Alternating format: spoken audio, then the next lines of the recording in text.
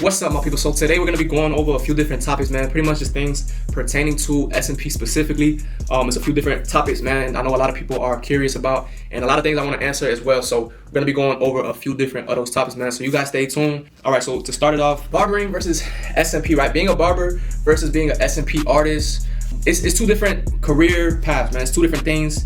To compare the two best, it's some big differences that each industry has compared to the other one. For example, barbering, you build up clientele, right? Most barbers, when you first get in the shop, you work on building a clientele. Over time, that clientele builds to repeatable, steady income, right? With the S&P business model, that's really how I'm comparing it. Business model versus business model. The barbering is a recurring business model. S&P is not so much of a recurring business model. It's more of a one-time, high-ticket sales. So it does require more marketing efforts. The trust has to be there more. The sales cycle is longer compared to, for example, a haircut. People don't have to think about going to get a haircut. It doesn't take too much mental energy to decide that you need to go get a haircut. But S&P is a big decision for people. It's a big bag they spend, and it's a lot of trust they're putting into the artist because it is something more permanent.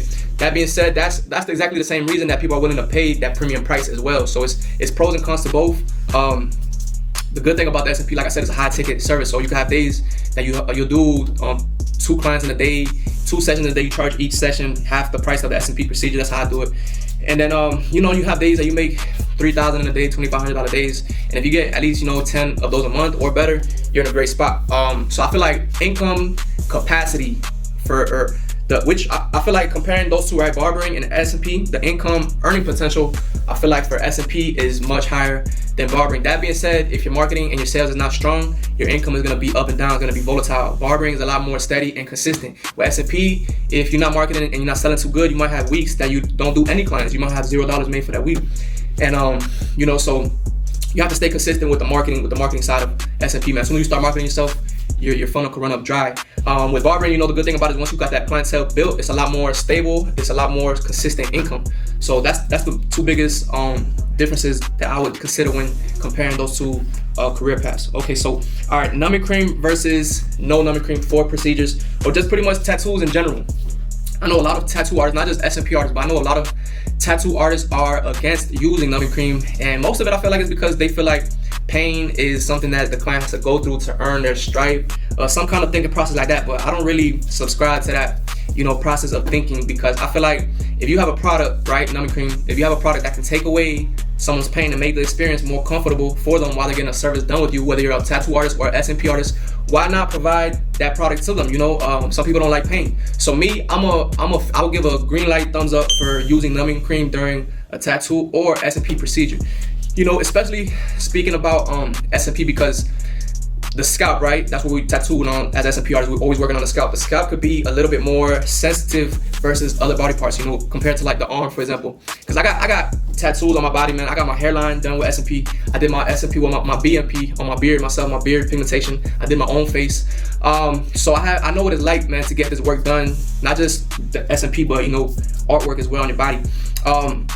Pain-wise, the scalp could be a little bit more sensitive compared to like the arm, for example, and things like that. But at the end of the day, none of these tattoos felt good. So the S&P doesn't feel too good either. I'm just being blunt, honest. A lot of S&P artists will try to sell it to you like, zero, like 2 out of 10 pain level with no numbing cream. It doesn't hurt at all. You don't even feel it. They'll sell you a straight dream. Everybody's pain level and threshold is different. So one person's pain threshold obviously isn't going to be the same as the next person, man. I've had older ladies sit in my chair for S&P. I'm talking 70 years old women, and they sit through it and they don't squirm, they don't make a peep. They take it like true soldiers, you know what I mean? Then I've had dudes sit in my chair, bro, buff, tatted up, you know what I'm saying, hard body looking dude. You think he about to eat this S&P procedure, no problem. As soon as we start, he's squirming, he moving, doing his little fidgeting, whatnot. So everybody's pain level is just different, That's why I like to offer, because it's like, why not? I know it's another philosophy of thinking that people think that tattoo artists believe that using the numbing cream will affect the process of the work after it's healed, or during the healing, that the work is gonna fade out, or it's gonna mess something up like that, and it's gonna change the work. But me personally, man, I've done tons and tons of S&P procedures. I've never had the work not heal up and look how it's supposed to from using numbing cream. That's never happened to me, not even one time. So it's not even a factor, bro. It's a myth. Don't believe anybody who's telling you something like that. Okay, let's talk about competition within the S&P industry, right? That's another thing you could compare to the barbering too. That's another, I feel like S&P has a big advantage right here compared to barbering. With barbering, it's very high competition. Everybody knows this, man. Every barbershop has another barbershop up the street within 2 minutes from it. You know, and each barbershop has 8 barbers in there. So you got 8 guys competing against these guys up this block. Every mile, bro, it's another barbershop. With SMP, it's not like that. There's not a ton of SMP studios right throughout the city, and the reason for that is because I feel like running a SMP studio is a little harder, it's a little more difficult than barbering, you know. So it's like a higher barrier to entry because of the difficultness of it, you know. And there's no proper guidance and education. Like with barbering, you have barber schools teaching guys and things like that. With SMP, education is like a gray area. There's no really true schools. You have guys doing education, but some of them aren't too legit, and some of them are. If you're learning from me, your training's gonna be legit. You know, I'm gonna get you certified and get you stamped in the SMP game for sure. But a lot of guys, they aren't too legit with their training. That's a big plus, I would say, for SMP, is that there's not too much competition. That's a good thing, right? If I set up shop and there's only a couple guys in the same city as me doing SMP, and there's an ocean of people with hair loss, it's a huge discrepancy, right? It's so much room for everybody to eat, man. Like every SMP studio right now in my city, which is Tampa, Florida, could be booked up to the max for months out, and there's still gonna be an ocean of clients out there dealing with hair loss that are willing to pay for SMP. It's so much. We're outnumbered compared to the amount of demand there is, I would say. So that's a huge plus, right? And that's what lets us charge these high ticket prices as well. That's another thing that contributes to the pricing, is the scarcity of talented artists, because there's not a ton of talented artists. With barbers, there's good barbers on every corner that could do really clean, you know what I'm saying, skin fade, blowout, whatever, any kind of hairstyle you want. They're nice. There's nasty barbers everywhere, you know. But with SMP, man, it's the talent availability is a lot more scarce, you know. So okay, how long does it take to complete SMP procedure, or how many sessions does it take, right? So this is just gonna depend per person. It depends on the client, right? How much hair loss they have. The size of the head can also contribute to the amount of time it's gonna take. Cause some people, no funny stuff, right? Some people got big heads, bro. Some people's heads is a little bit smaller. So the larger the head, the more area it is that you have to cover. And then it depends too, the look they're going for and things like that. How far down they want the fade to come down and whatnot. But typically speaking, right, an entire SMP procedure, speaking about someone who is Norwood 7, for example, let's say complete hair loss. Let's say they have some hair on the sides of the head still, but the whole top is gone, right? They're completely bald. That level of hair loss, I can do a procedure like that in about 2 sessions. You know, some clients will need 3. It just depends. I always aim to complete those clients in 2 sessions, not because I'm rushing or anything like that to get the job done. It's because I like to work efficiently. So I would break it up into about 8 hours total time, split into 2 sessions of 4 hours each. You know, so 8 hours total, 2 sessions, maybe a third touch-up session, maybe you need a third full session. It depends on the person and how dark they want to go and things like that. Okay, then let's talk about a little bit about marketing, right? Yourself as an SMP artist, specifically about, you know, organic marketing. I know a lot of SMP artists lack here because that kind of content, usually 9 times out of 10, like SMP and hair loss and stuff like that, is not like entertaining content to where it's gonna rack up 1 million views or 2 million views or nothing like that. So you don't see high numbers as opposed to like trying to be like a real influencer or a real entertainer and things like that. But that's okay because you do not need a ton of views. You only need the right people to see your stuff. So for example, right, I have a small TikTok account that I should be more consistent with posting on it, right? I haven't been using it for too long. But so far I have about 130 followers on there. Nothing crazy, right? I posted a video. I remember I posted a video a couple weeks ago. I posted it. And this is a video I made on CapCut by myself that I recorded on my camera of a client. It was a client showing them their transition of 1 session all the way to their final session with me, right? I made the video. I posted on TikTok. The first 24 hours, right, it gets like 80 views, right, which is nothing for social media with TikTok, right? Especially you got videos out there doing millions. My video got 80 views within 1 day, right? You would think nothing of it. Out of those 80 views, the right person saw it. They DM me, they sent me a message, they got a quote from me, and I got them on the schedule that same next week, you know. So, and that client was a $2,500 client. So, and that was someone I acquired without having to spend $1 for paid advertising. It was completely free, it was all organic. So it's like, why would you not post something that's gonna bring you potentially a client? Even if it's low views, it doesn't matter how many views you get, the right person can see it and it'll be worth it. And then a new strategy I'm adopting too for continue to speak about marketing, a new strategy I'm starting to adopt with my content creation, right? I'm starting to do long format content. For example, I'll do a 20-minute or 30-minute video / YouTube style episode, and I'll make a long format piece of content. Then I'll take that and put it into a AI clipper. I forgot the name of the clipper that I use. I believe it's like Opus Clip or something like that. But they got AIs out there. You put it into the platform, it'll chop it up for you. It puts the captions on you. And out of one long format video, it can make you probably about 25 pieces of content. Let's say, for example, if your video is like 20 minutes long. So that, and then from there you can schedule the content out for like the whole next, you know, 1 piece of content a day, for example, for the next 25 days. You can schedule it across all your platforms. So you do that once and you can literally have content for the next month, you know. So that's my new strategy, and that's how I plan to stay more consistent with posting. And then as well too, like when I record a long format piece of content, I'm not a video editor. So what I'll do is I'll send it to a video editor. They make the long format video nice and put together with, you know, little things here and there, little video effects and whatnot, captions and music and sound effects, such things. I don't do that myself because it's super time consuming and I don't really enjoy it, man. I got OCD and I get stuck on one little detail, and I'll never get complete with a long format piece of video like that. So, and they do a better job than me anyway. So I send it off to them, they send it back to me, and then I'll chop it up myself and schedule the content. All right, let's talk a little bit about AI and its place in the S&P industry. Me personally, I like AI. What I usually use it for is, for example, clients when they're sending in pictures of their hair loss and they want to get like a simulation. You know, you can do that with AI. For example, someone who's bald, they send you in a picture. You tell AI put S&P on this guy. You describe the S&P how you want it, barbershop lineup, softer lineup, things like that. And then it will give you that image, you know. So that's pretty much what I use it for. I know they got AI bots now that I heard that will be able to do things like pretty much be like a sales assistant for you. They'll run your Instagram, they'll run the Gmail, your email, they send out email on the schedule, and they'll reply to people, and they can help you a lot from what I'm hearing. I might try to make one of those AI bots. I haven't worked on it yet, but I heard of these platforms like Codex and Claude that are like AI developer. AIs themselves, they make other AIs and they make AI bots, so you can use those to make yourself a little AI assistant. I might try that out. All right, so there's a couple celebs, there's a couple celebrities that have gotten S&P, and a couple of those guys, their work is okay. Some of them look better, man. I know, for example, Rampage Jackson has his hairline done. I don't know the clinic that he went to, but Rampage definitely has some S&P, and his looks good. His looks how it's supposed to. I checked it out, man. His S&P, I'll rate it a 9 out of 10. All right, Jamie Foxx, man. Jamie Foxx. He also has S&P done. I do know the artist who did his work. His S&P, I give it a solid 9 out of 10 as well, certified. Okay, then after Jamie Foxx, man, we got Fousey. Fousey is a celebrity that a lot of you guys are familiar with, man. He's like an influencer. He does different, you know, media stuff like that. Fousey has gotten S&P. I believe he's gotten it twice or something like that. I believe he got it the first time, got completely destroyed and botched. Then he went and got laser to remove some of the ink, and then he got another S&P session to, I guess, make it look as best as it could, you know. But the first, I'm gonna rate both his S&Ps. When he first got it done, they absolutely destroyed that man. If I'm not mistaken, man, they gave him like a V hairline, like a vampire hairline, Vladimir vampire hairline, with a super long extendo side profile and some sideburns. And I think he said he went to an Asian lady, man, and he just didn't do no research. He just jumped in the first chair that he heard about that was providing the service. So they completely destroyed him at first. But I couldn't imagine waking up and looking at myself in the mirror how that man was looking at himself in the mirror. To be honest, it would psych me out. I would have went crazy, bro. That's your face, you know. They destroyed him.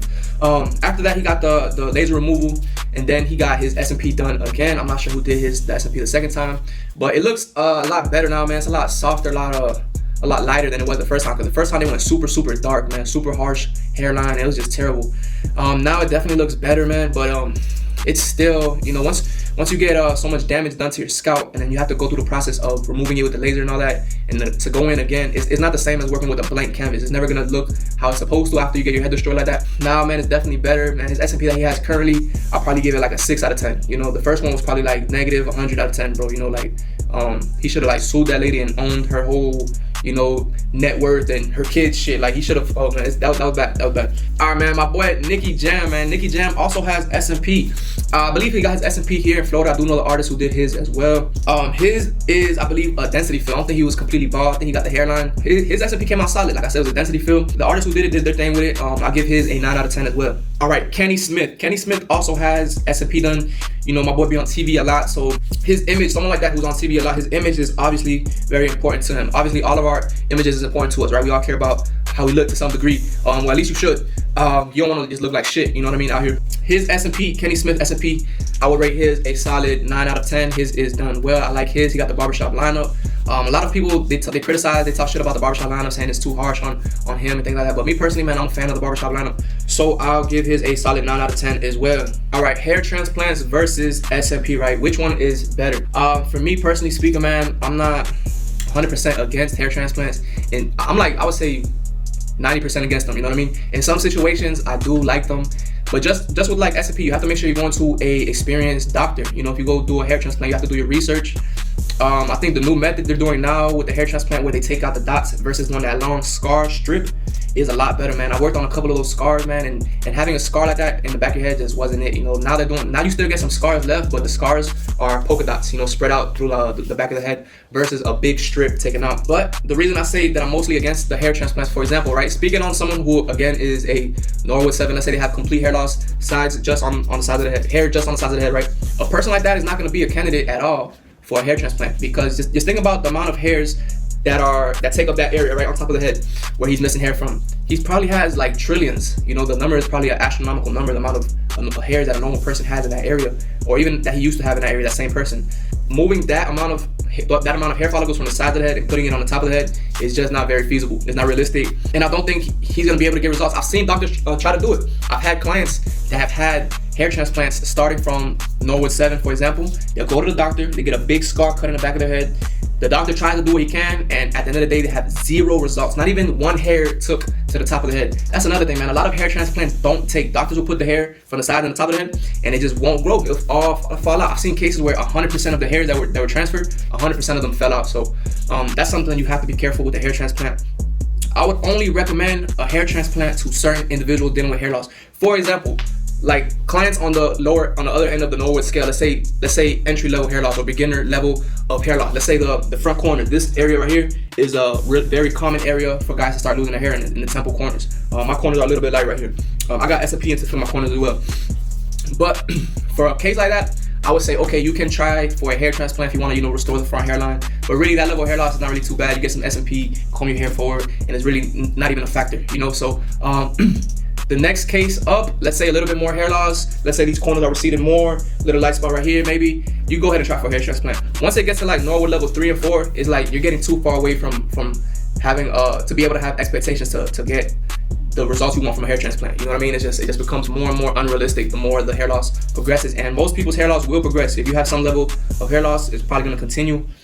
Then after hair transplants, to stop hair loss, you have to be on these drugs like minoxidil, DHT, things like that have potential side effects on your body. If you're a man, they say that shit might keep you from getting up all the way. They say it could mess with your heart rate, and that's a drug that you have to take for life, or your hair loss will continue. So you have to ask yourself, is that something that a regimen that you really want to put yourself on forever? It's a commitment, something you have to commit to. That's why I like S&P, because there's no drugs associated with S&P. Once you get your S&P, you're cool. You're good to go. It's very low maintenance. That's why it's a great option for guys. Okay, now why do most S&P artists fail within their first year of doing S&P? I believe that most artists fail within their first year because they don't. First of all, I'll say the number one thing: marketing. They didn't press the gas on the marketing. They weren't able to get clients in the door. A lot of artists just the skill set. Some artists aren't really true artists. Let's bluntly speaking, some guys just aren't cut out for it. They get into S&P. They see that the work, they think it's a get rich quick scheme, and then they see that it's like real work that you have to put in behind pursuing an S&P career. It's real work with anything in life. They thought it was gonna be easier. They thought it was gonna be money coming out the gate swinging, and it didn't work out fast enough for them, so they give up. They give up too early.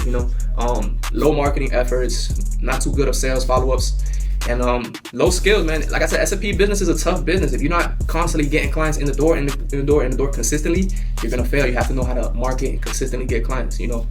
All right, so then for barbers considering to get into S&P, right? There's a big question that I feel like most individuals ask themselves when they're taking that journey, and that is, should I retire from barbering, or should I do a hybrid where I'm cutting hair still and doing S&P, or should I do S&P full time and leave barbering alone? Man, I'm a fan of keeping that steady money. Like I mentioned, barbering, if you have already taken the years and put in the time to acquire a clientele that pays you consistently and steadily, that is going to pay your bills, I say that's worth keeping, at least in the beginning. If you want to go full time later on with S&P, that's a different story.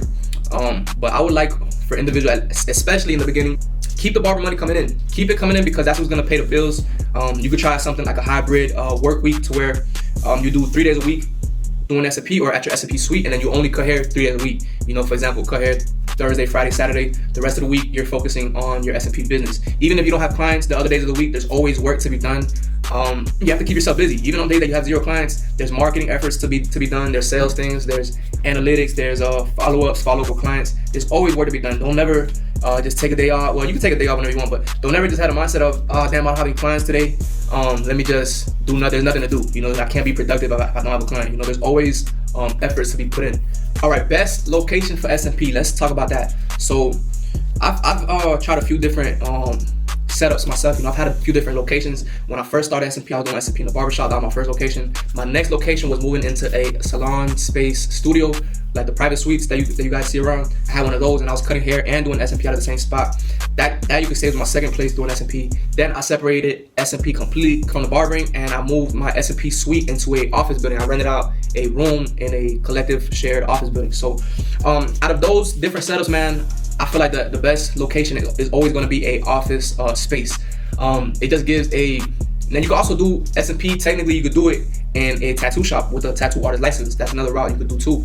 But me personally, my best setup that I would prefer is a office space. It just gives the most professionalism compared to the other options with doing SMP. And being that SMP is a high ticket service, I feel like being professional is super important, because a lot of times people are going to come in for in-person consultations, and your workspace is the first thing they're going to see. That's the first impression they get of you. So definitely, man. And they're super affordable, man. You could rent out a space for fairly affordable, man. My office space that I have, when I was comparing it to when I was cutting hair, my office space rent was, I found a space for $450, and the barber rent was $850. You know, so even more affordable than booth rent in the barbershop. You could get office space rent.